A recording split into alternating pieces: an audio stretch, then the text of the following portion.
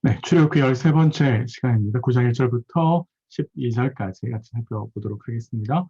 문단이 계속 흘러가는 그림을 제가 계속 보여드리고 있습니다. 네 번째부터 여섯 번째까지 제한, 두 번째 사이클이고요. 두 번째 사이클에 이제 다섯 번째, 여섯 번째 제한, 이렇게 같이 살펴보도록 하겠습니다. 다섯 번째 재앙은 하나님께서 애굽에 있는 가축에, 특별히 바로의 가축을 이렇게 재앙을 내리시는 것처럼 보이는데, 애굽 신의 무능력을 다시 한번 증명하는 걸로 볼 수 있습니다. 애굽에는 암소 머리를 가지고 있는 하토르라고 하는 신을 섬겼었고요. 그리고 황소신이라고 해서 아피스라고 하는 불리는 신을 섬겼다라고 얘기를 합니다. 그러니까 가축에게 하나님께서 재앙을 내리고 있다라고 하는 것은 바로 애굽 신이 이 신에게 하나님께서 재앙을 내리시는 것이고, 그리고 하나님의 재앙에 대해서 이 두 신이 애국 사람들을 보호해 주어야 되는데 보호해 주지 못하고 있다라고 하는 것은 그들의 무능력을 하나님께서 보여주시는 거다라고 볼 수 있겠습니다. 그런 차원에서 좀 생각해 보시면, 처음에 하나님께서 늘 이제 우리가 앞에서 계속 살펴보았듯이 요구하시죠. 내 백성을 보내라. 하나님이 계속해서 이스라엘을 자신의 백성이라고 이야기하고 있는데요. 왜 보내라고 이야기를 하냐면 그 백성들이 나를 섬길 것이다. 제가 계속 눈이 말씀드렸습니다. 하나님 목표하시는 것은 출애굽도 아니고 가난도 아닌데, 출애굽을 해서 결국에는 하나님을 섬기는 백성, 그것이 이제 신의 산에서 언약을 맺을 때 하나님께서 명확하게 이야기해 주시는 것이죠. 세상에 대해서 나에게 제사장 나라가 될 것이다 라고 하나님께서 이야기하십니다. 그런데 바로가 하나님의 이런 말씀과 이런 목표를 무시하고 계속해서 억지로 잡아준다면 사실 가축에 돌림병을 줄 것이다 라고 하나님께서 경고를 하고 계십니다만, 이런 경고를 이제 좀 받게 되면 바로가 보내야 되는데 바로는 그렇게 하지 않습니다. 그래서 하나님께서 이제 재앙을 내리시는데, 이 다섯 번째 재앙에는 크게 이제 세 가지 특징을 가지고 있습니다. 첫 번째는 초점이 애굽 전역이 아니라 바로의 재산, 바로가 가지고 있는 가축에게 한정시키고 있는 것처럼 보입니다. 그래서 3절에 보시면 여호와의 손이 들에 있는 내 가축 곧 말과 나귀와 낙타와 이렇게 나오는데요. 개역 개정은 내 가축이라고 한번 너의 가축이라는 말을 한 번만 했지만, 히브리 성경에는 너의라고 하는 말을 세 번이나 반복하고 있습니다. 그러니까 이 가축의 재앙을 하나님께서 내리시는데, 특별히 바로의 재산, 바로가 가지고 있는 가축에게 대해서 하나님께서 징계 내리시는 것이라고 할 수 있습니다. 그래서 돌림병이 돌 것이다라고 이야기했는데, 이건 악성 전염병을 이야기하는 것이죠. 앞에 있는 재앙들이 애굽 전역 혹은 뭐 나일강이 다 피로 물든다든지, 바로의 군과 백성들의 사는 곳곳에 개구리가 생긴다든지 그렇게 갔습니다만, 이 다섯 번째 재앙은 바로의 가축에게 한정해서 하나님께서 재앙을 내리신다라고 하는 점에서 약간 독특한 점 하나가 있고요. 특별히 이제 여호와의 손, 하나님의 능력을 나타내는 말인데, 하나님의 손이 그들을 칠 것이다라고 이야기하고 있습니다. 두 번째는 우리가 네 번째부터 살펴보았는데요. 다시 한번 하나님께서 애굽의 백성들과 내 백성을 구분하겠다라고 이야기를 하십니다. 그래서 하나님께서 그런 악성 전염병이 바로의 가축에는 있겠지만 이스라엘을 거하고 있는 고센 땅에서는 없을 거다라고 하셔서, 하나님께서 이 악성 전염병으로부터 자신의 백성들을 보호하고 있다라고 하는 걸 보여주는 것이죠. 이제 이것이 계속 거듭되고 있는데, 거듭될수록 우리에게 보여주는 건 뭐냐면, 이스라엘 백성들에 대한 바로의 장악력, 권력, 뭐 통제력 이런 것들은 다 점점점 힘을 잃어가고 있는 것이고, 반대로 애굽 전역에 대해서, 특별히 애굽 모든 사람이든지 그것이 짐승이든지 자연 창조 세계든지 그 모든 것에 대해서 하나님의 통제력은 점점점 확장되고 있다라고 하는 것을 보여주는 것이죠. 결국 그래서 하나님은 창조주시고, 그래서 결국 하나님은 섬김을 받으실 수 있는 분이다. 그래서 애굽에서 바로는 말을 들어야 된다라고 하는 것을 계속해서 보여주는 것이고요. 반대로 이스라엘 백성들에게서는 하나님에 대한 신뢰를 쌓을 수 있도록, 하나님을 신뢰할 수 있도록 하나님께서 해주시는 것이라고 볼 수 있는 것이죠.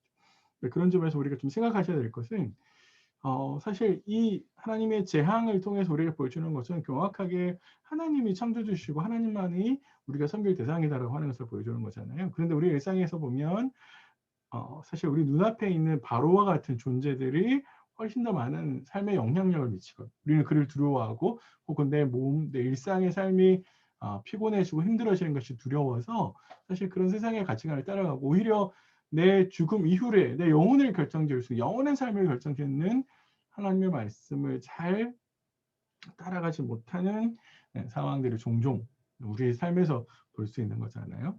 한번 일상에서 한번 점검해 보십시오. 내가 진짜 하나님을 잘 따르고 있을까? 잘 따르고 있는 건가? 하나님을 섬기는 것인가? 그런 증거들을 한번 찾아서 적어 보시고요. 적는 과정 속에서 내가 어떻게 살고 있는지 좀 생각해 보시면 좋을 것 같습니다.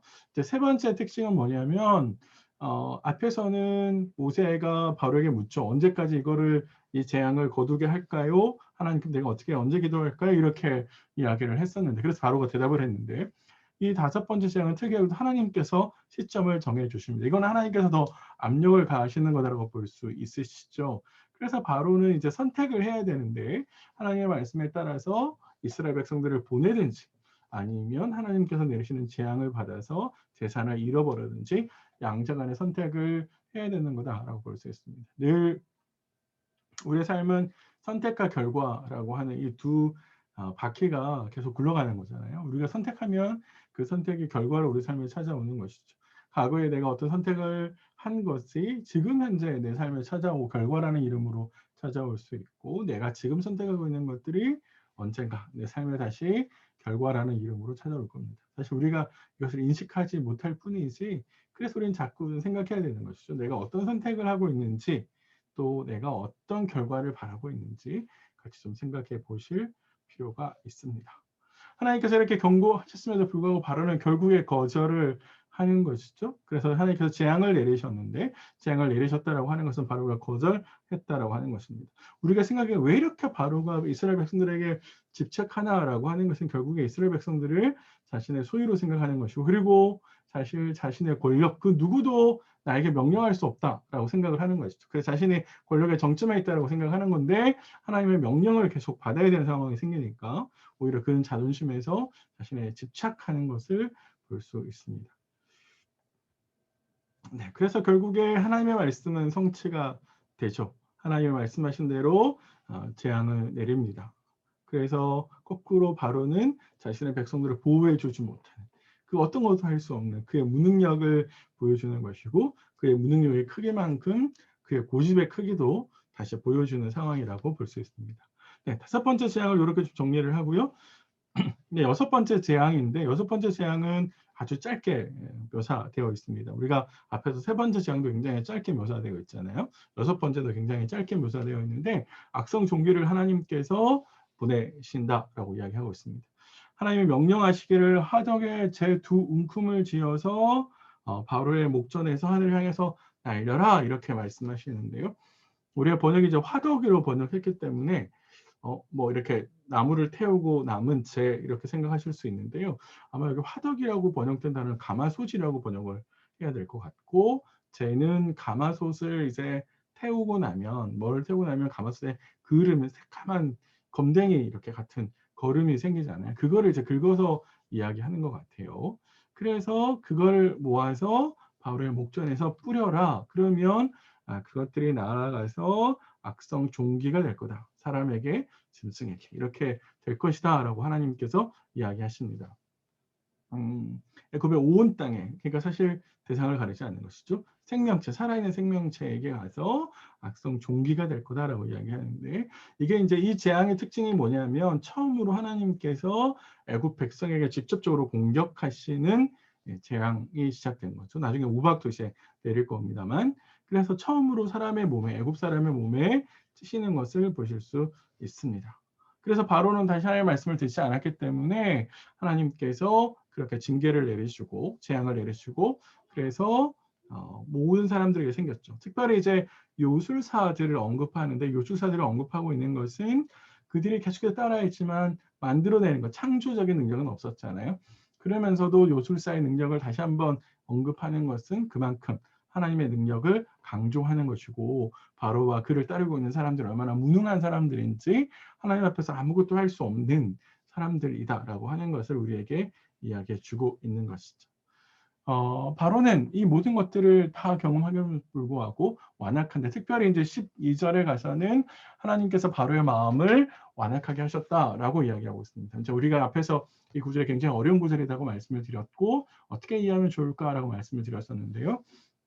하나님께서 모세에게 말씀하신 사장에서 모세에게 말씀하신 이후에 처음으로 여섯 번째 재앙에 와서 바로의 마음을 완악하게 하십니다.